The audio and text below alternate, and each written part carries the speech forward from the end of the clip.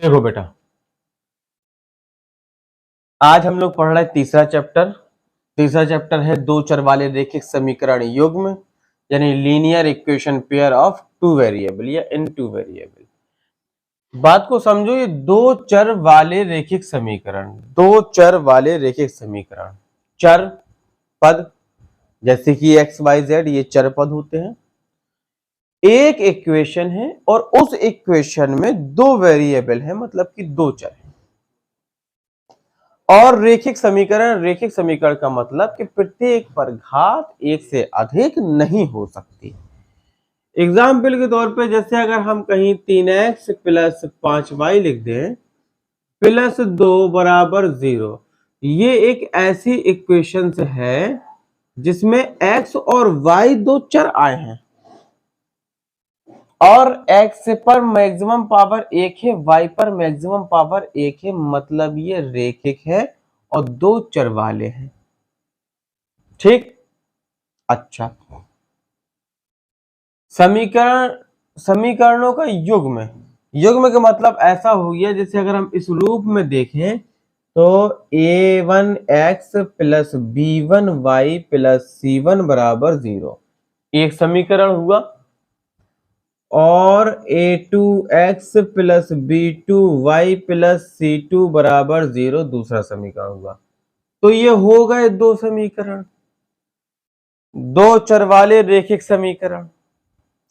यानी इस रूप में मिलेंगे आपको a1x plus b1y plus c1 बराबर 0, a2x plus b2y plus c2 बराबर 0। इस फॉर्मेट में हमको मिलेंगे। अब एक्चुअली में होता क्या है और ये है क्या? देखो, अगर मान लीजिए हम ऐसा लिखें कि x माइनस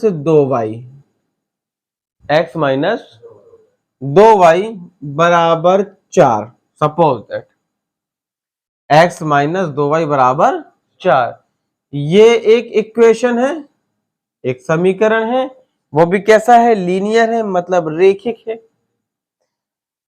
इसमें जो एक्स वाई के मान अगर हम निकालने की कोशिश करें या देखें कि कितने हो सकते हैं, तो हमें एक रेखा प्राप्त होती है।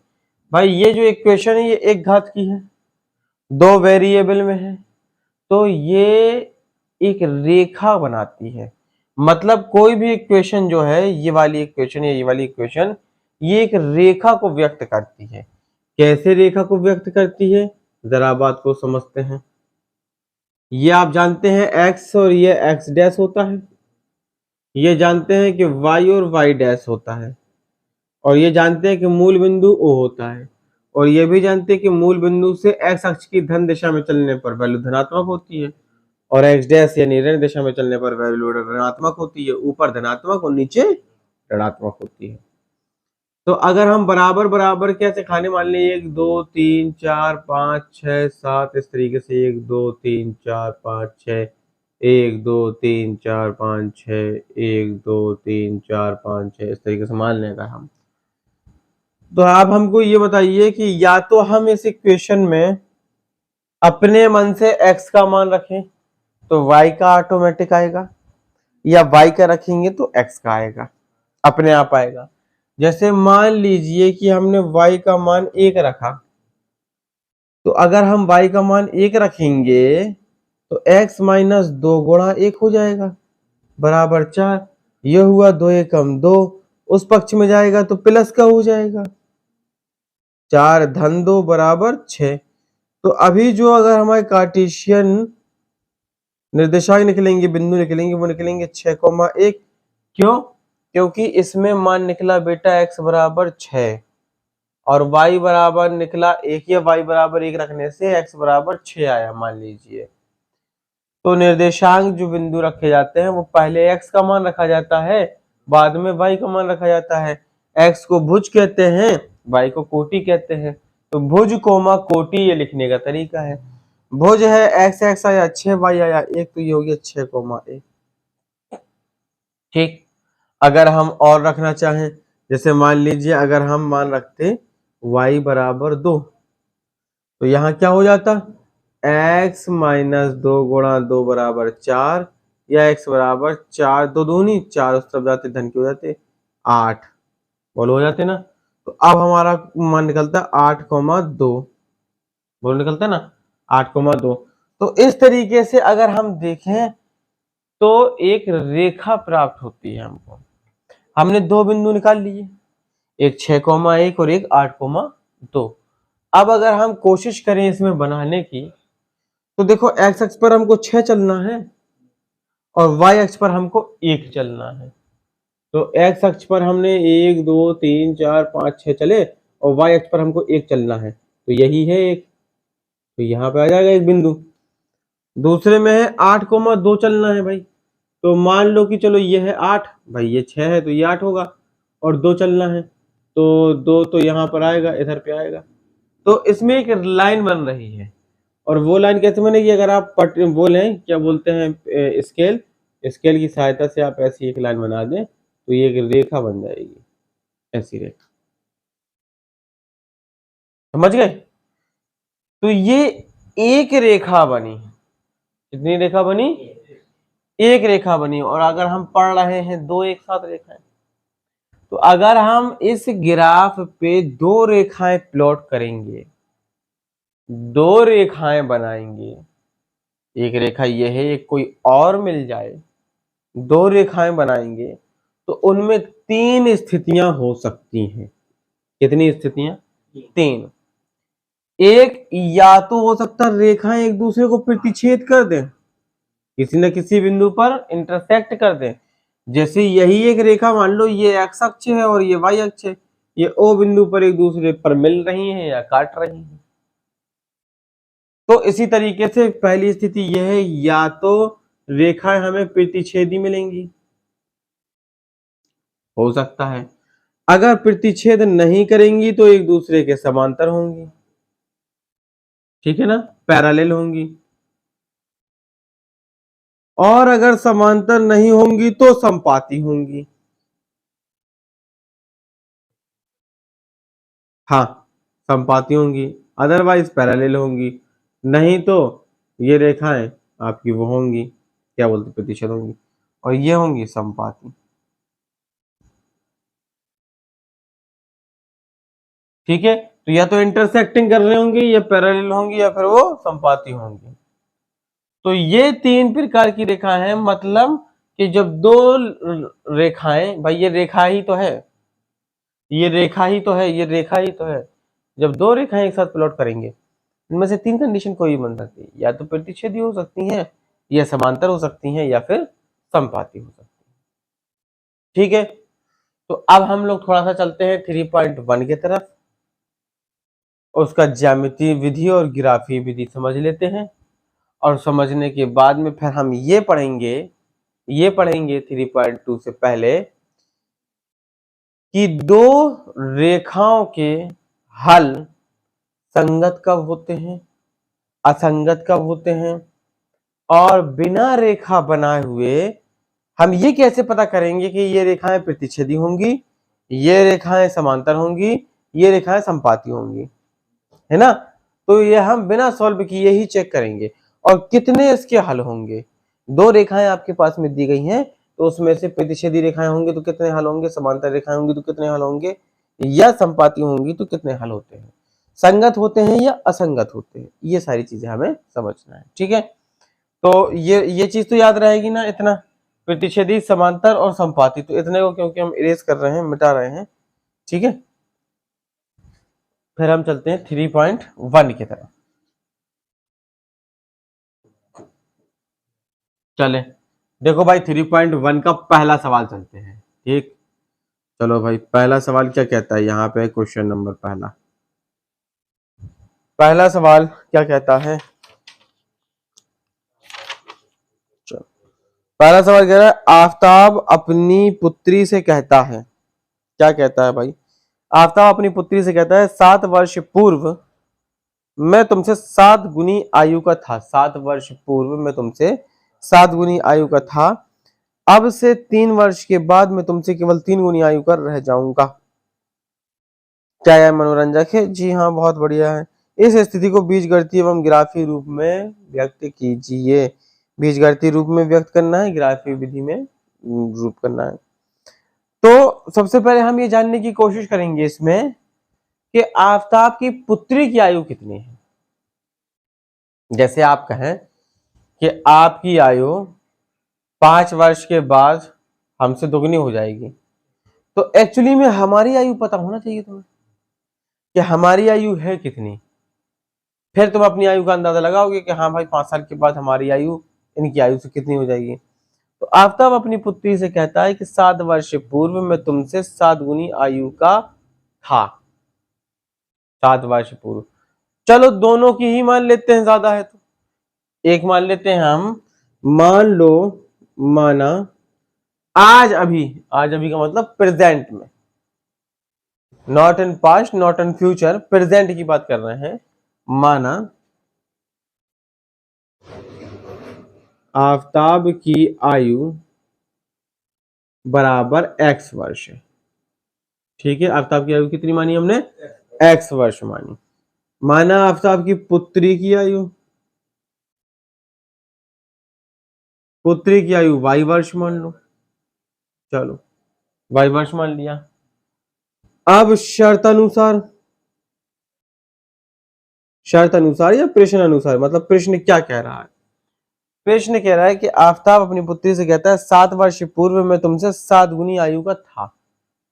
आफताब कह रहा है अपनी पुत्री से 7 वर्ष पूर्व मैं तुमसे 7 गुनी आयु का था, 7 वर्ष पूर्व। तो पहले तो ये बात समझो बेटा कि 7 वर्ष पूर्व आफताब की आयु और पुत्री की आयु कितनी होगी। आज x वर्ष है, आज मान लो हमारी आयु 25 है, सपोज दैट। तो 5 वर्ष पहले कितनी थी? 20 है ना, ऑफिशियली 20 होगी। तो इसका मतलब ये कि 25 से हमने 5 को माइनस कर दिया, 25 से हमने 5 को माइनस कर दिया तो हमारी निकल आई। लेकिन अगर हम ये कहें कि 3 साल के बाद हम कितने साल के हो जाएंगे, तो ऑफिशियली 28 साल के हो जाएंगे, तो 3 जोड़ देंगे। तो जब आयु से पहले की बात हो तो आयु में से उतना माइनस कर देते हैं, और जब आयु से बाद की बात हो तो उतना प्लस कर देते हैं। तो 7 वर्ष पूर्व, तो आफताब 7 वर्ष पूर्व इतनी आयु होगी, और उसकी पुत्री की आयु 7 वर्ष के बाद इतनी होगी। तो आफताब की आयु अपनी पुत्री की आयु का 7 गुना है। 7 वर्ष के बाद कितने गुना है?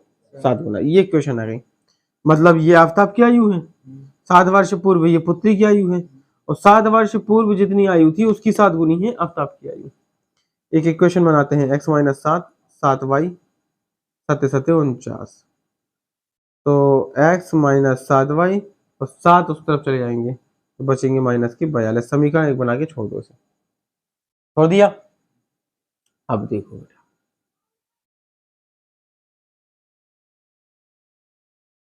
दूसरी इक्वेशन भी इसमें दी गई होगी क्या? अब से 3 वर्ष बाद मैं तुमसे केवल 3 गुना आयु का रह जाऊंगा। यानी 3 वर्ष के बाद, यहां पे लिखेंगे हम पुनः 3 वर्ष के बाद x + 3 और पुत्री की आयु हो जाएगी y + 3, और कह रहा है कि 3 गुना हो जाऊंगा तुम्हारी आयु का। y + 3 थी पुत्री की आयु, उसका 3 गुना हो गया। अंदर मल्टीप्लाई करा के सॉल्व कर रहे हैं, x + 3 बराबर 3y + 9, तो x - 3y बराबर 3 उस तरफ गए तो 6 बचे। इक्वेशन सेकंड हो गई, ये इक्वेशन फर्स्ट हो गई। ठीक, अब इसे हमने बीजगणितीय रूप में, ये बीजगणितीय इक्वेशंस बन गई। कौन सी इक्वेशंस बन गई? बीजगणितीय इक्वेशंस बन गई।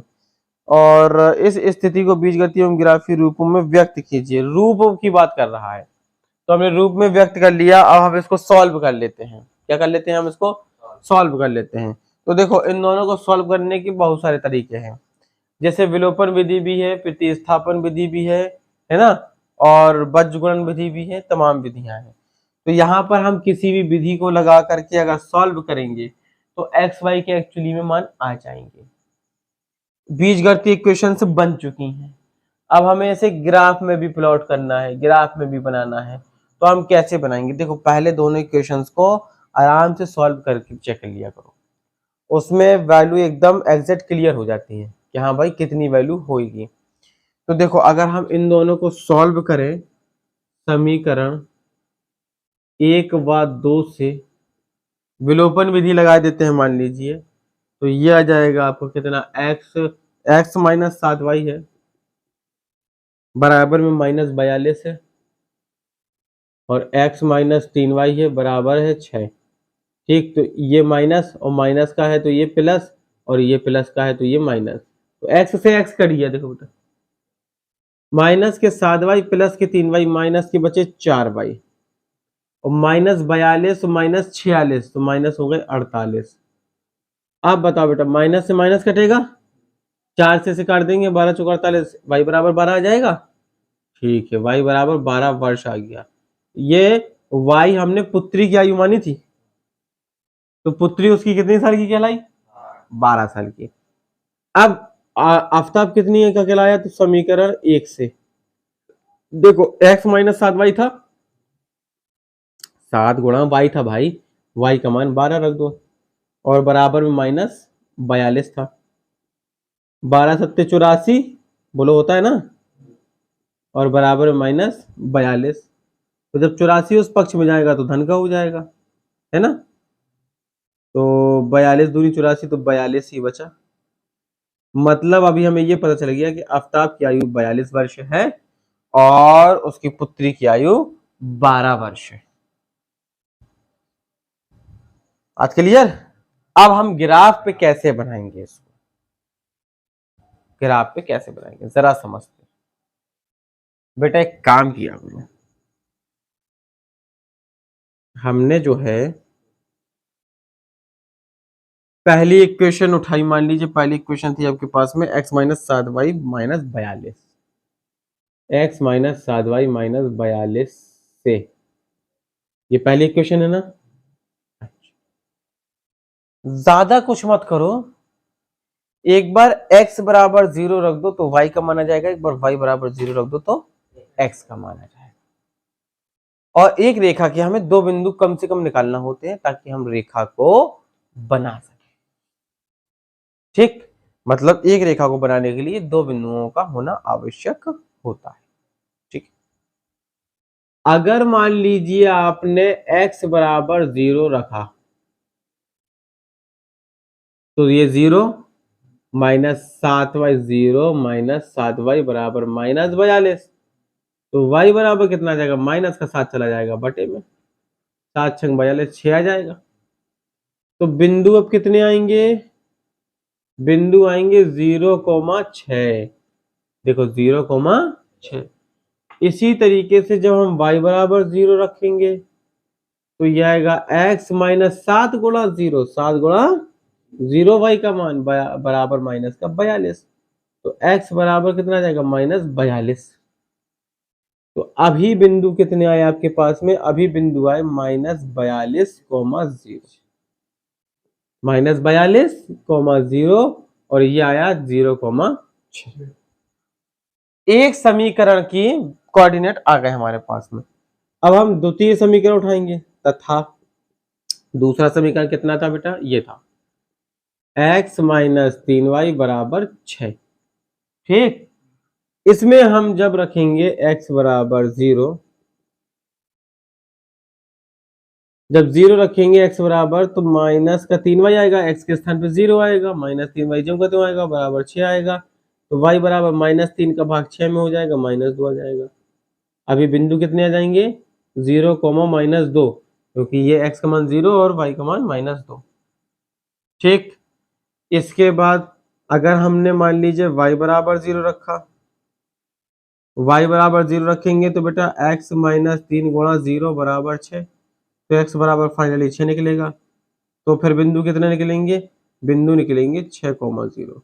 ये आए देखो भाई, 0 -2 और 6,0 -42,0 और 0,6। अब हमें एक ग्राफ बनाना है। ठीक है, क्या बनाना है हमें, एक ग्राफ बनाना है। चलो यहां बनाते हैं ग्राफ हम लोग। तो ये बनाया भाई हमने ग्राफ एक तरीके से। आप चूंकि एक्चुअली में एकदम एग्जैक्ट नहीं बना सकते हैं, या चलो इसको मिटा देते हैं यहां से, है ना, इसको मिटा रहे हैं यहां से, तब ग्राफ बनाएगा। अच्छा,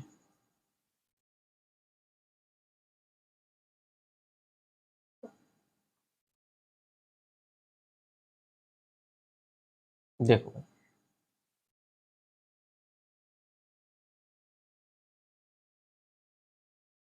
ये x है, ये x डैश है, ये y है और ये y डैश है। ठीक है, अब हमें इसको प्लॉट करना है, किसको, 0,6 को, किसको 0,6 को। 0 का मतलब ना तो इस तरफ जाना है ना इस तरफ जाना है, और ऊपर जाना है 6। ठीक है, 1 2 3 4 5 6, तो यहाँ पहुंच गए, तो ये मिला हमें 0,6। -42,0, -42 जाना है, तो -42 तो बहुत ज्यादा हो जाएंगी अगर हमने एक एक को मान के चली हैं। तो चलिए मान लीजिए कि यहाँ पे कहीं है -42, ठीक है, मान लो, तो -42 चलना है और y पर कुछ भी नहीं जाना है, 0 है, तो ये बिंदु आ गया -42,0। ठीक है, इसके बाद 0, -2, 0 ना इस तरफ जाना है ना इस तरफ जाना, -2 नीचे आना है। ठीक है, तो 0, -2 हो गया, 0, -2। लेकिन इस लाइन को पहले बना लेंगे। अब चूंकि मेरे पास स्केल तो नहीं है, एक अंदाज से बना रहे हैं कि कैसे बनेगी ये ऐसे बनेगी। ठीक है, लगभग 0, -2 और 6,0, तो 6 कहाँ आएगा, यहाँ कहीं आएगा, 1 2 3 4 5 6 और कॉमा 0, तो 0 यहीं कहीं रहेगा। ठीक है, अब हमारे जो हल निकले थे वो कितने निकले थे, 42 और 12 निकले थे, है ना, 42 और 12। तो ये देखो, ये वाली लाइन जो है, ये -2 अगर आएगा तो ये लाइन एक्चुअली में सीधी जाएगी। कैसे जाएगी, ऐसे सीधी जाएगी, इस तरीके से, और ये वाली लाइन ऐसे जाएगी।